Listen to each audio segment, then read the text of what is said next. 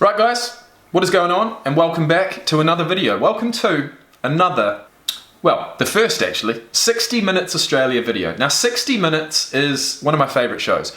In the previous video we looked at a show called Fair Go. 60 Minutes is, well, I guess it's a current affairs show. It looks at different people, different situations, different events, ones that are interesting. For whatever reason, they're interesting at the end of the day. They're engaging. And this one came across my screen just before. I am in Australia at the moment. This is 60 Minutes Australia. The title of this video is this the world's most unlikely billionaire? She's a billionaire. Not millionaire, not 60 million, not 600 million. A billion. Now I'm thinking, there's certainly no lotteries out there that give $1 billion. So I don't know how she's got the money. I don't know what she's doing about it. Her name is Lucky Betty. And she could well be the world's most unlikely billionaire. So let's get into it. There's no one in the world quite like Betty Clemenco, and certainly no one in the world who from the moment of conception, yes, conception, can boast such an extraordinary life. Her life began in the grimy cell of a Sydney police station. She was born dependent on drugs and abandoned by her biological mother after just 7 weeks, and then adopted by a Holocaust survivor. His name was John Saunders, and along with Frank Lowy, started the giant Westfield shopping empire. Oh my lord. These days, Betty is a tattooed billionaire with a passion for racing cars. So, racing cars.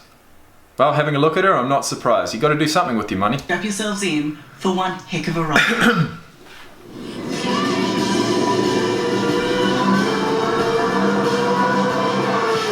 Racing has always been a blokey sport. My butterflies are going like they normally do. But thanks to Betty Clemenco, not any longer. Yeah, massive damage. It's completely plucked the bonnet and the front guard off that car. Oh, that is cool. It's not my car. As long as it's not your car. Strutting her stuff on race day, Betty is the tattooed, no-nonsense owner of the new Erebus team. Hitting her 3 Do you know what I'd do? I'd buy the Jacksonville Jags. Mercedes supercars against the stalwarts Holden and Ford, and happily letting the V8's hierarchy know what she thinks. You have to have a war. You have to have battles. You have to have, if you can't stomach it, then the only time I cry is when I want something. That's the advantage of being the only woman. If one of the other owners started crying, they'd be, seen as a wimp. If I start crying, it's, oh, poor Betty. You're shameless. I am very shameless. And if I start crying, it's like, yeah, that'll be right. Have you furnished your home with the places you've been to in your life? Yeah, I have actually. I wonder where she lives. If not for the fast cars and the opulence of her 4-storey home in Sydney's eastern suburbs, it's easy to forget Betty Clemenco has an estimated family worth of $1 billion. So is this an area that you're drawn to? Oh, wow. Yeah, I love it up here. Except it can get very... Oh my god. But how she came to this extreme privilege is one of the most extraordinary stories ever. Given up at 7 weeks Seeing old. this sweet child, who could guess her dire start in life 54 years ago? What do you know about your natural parents? My biological mother was at her darkest, deepest time, and she was on the streets, and she was picked up for prostitution and was taken to King's Cross police station, and my biological father and her became biological in the back of cell number 3, and that's where I was conceived. And you know what, I think it's a great story. Honestly, bro, that's exactly how I'd expect her to react. Seems like she's got a great character. It is a great story. I mean, if nothing else, it's a great story. Her mother was a drug addict, and so Betty was also born with a drug addiction. When she was 7 weeks old, she was given away to the orphanage. The fact that I was a drug-dependent baby, I would have been crying. I would have had a hard time. Yeah. And her reasons are her own, or if I'd actually met her, if she would have been alive, I would have said thank you, thank you, thank you, thank you. You know, you did the best thing in the world. because I had the privilege of meeting a man that was not just my father, but he was my friend. I mean, he was also my arch enemy, but he was my friend. That man was John Saunders, the co-founder of the Westfield Empire. He and his wife Etta survived the Holocaust, fled Hungary, and arrived in Australia with nothing. Desperate to be parents but unable to have children, they happened to visit the same orphanage where Betty had been dumped. They were due to pick up a baby boy who looked like them, but somehow found Betty instead. And he went in the room, there was about 30 children in the room, and they had this boy there who was, you know, Mediterranean looking with the dark hair, dark eyes. And my father said, wait a minute. They wanted something, they ended up going with something completely the opposite. Wait a minute, I just want to check everything out so I know that I'm getting the best. And he just walked up and down the aisles, and I was at the very back, and apparently I was laughing, and he goes, no, I want this one, she's got a sense of humour. And that was the beginning of a great relationship. And that was at 7 weeks. Yeah. There ain't nothing like kids laughing, I'll tell you that. And you were laughing in your cot. I don't know if I was laughing or screaming. He thought I was laughing, and that's good enough for me. Laughing babies is even better. I love to talk while I drive, so if I start calling people names, don't worry.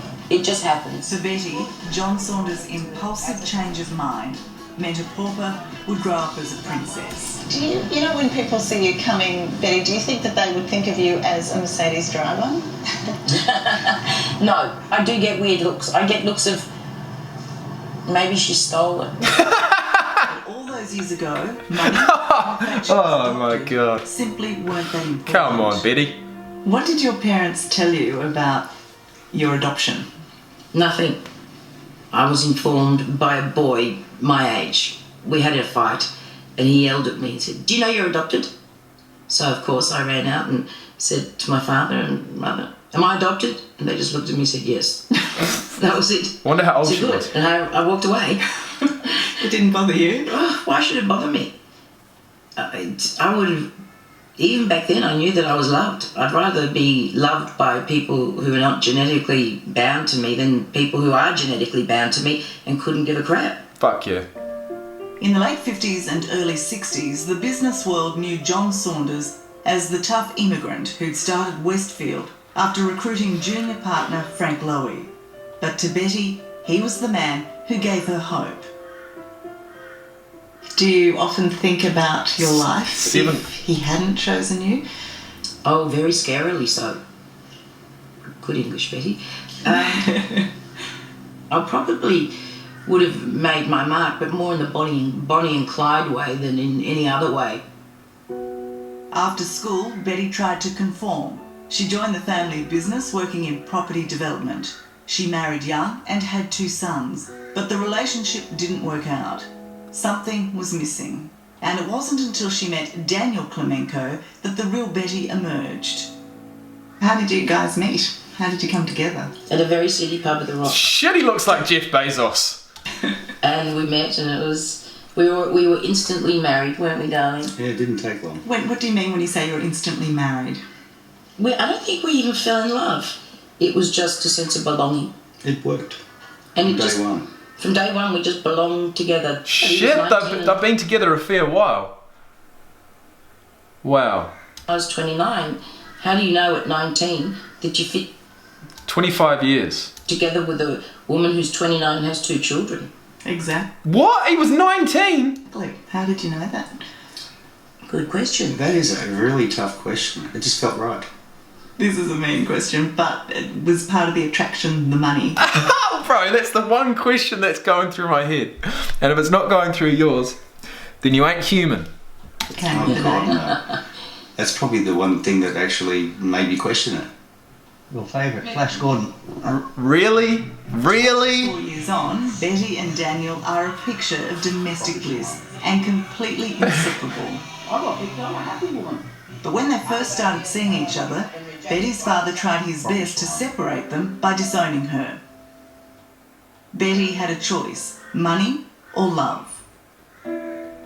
Daniel came from what he considered to be the wrong side of the tracks, and I didn't actually know there were tracks. And I asked him, why do you treat me like this when other people have done worse things to you? So at that point when your father said, marry him, And you're no longer part of this family? You're no longer part of the richness of this family?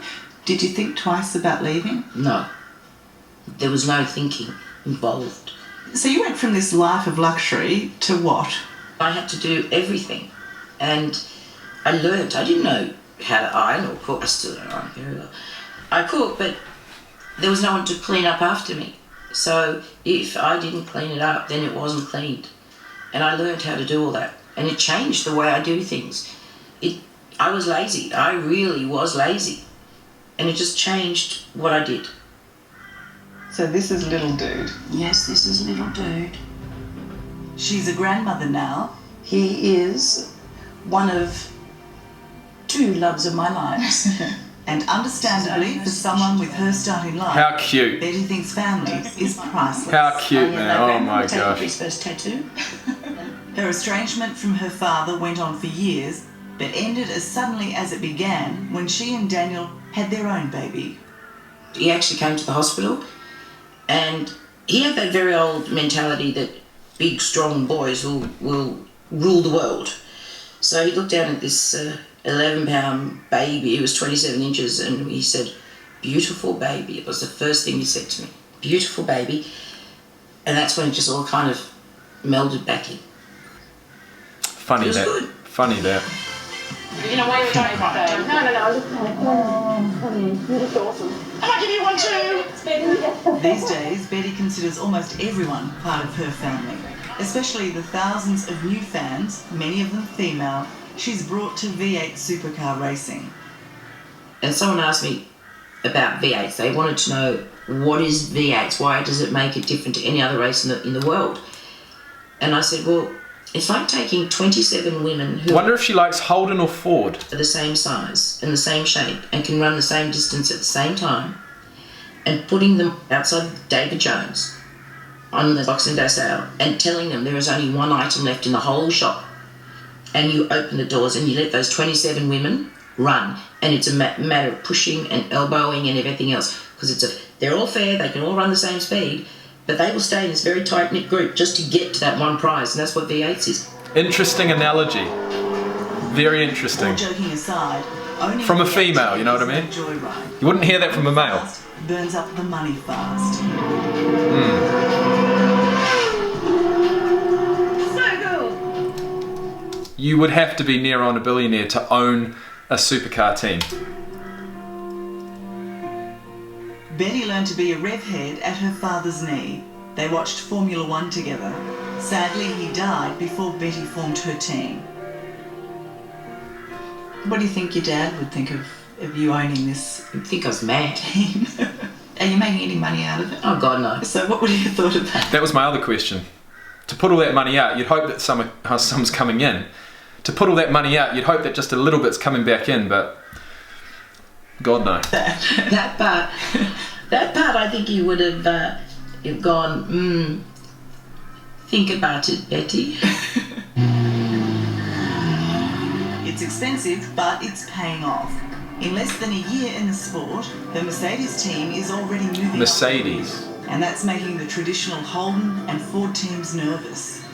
Most followers of Holden or Ford will say, well, I'm a Holden man, but if we can't win, I want you to win. Oh, I'm a Ford man, but if we can't win, I want you to win.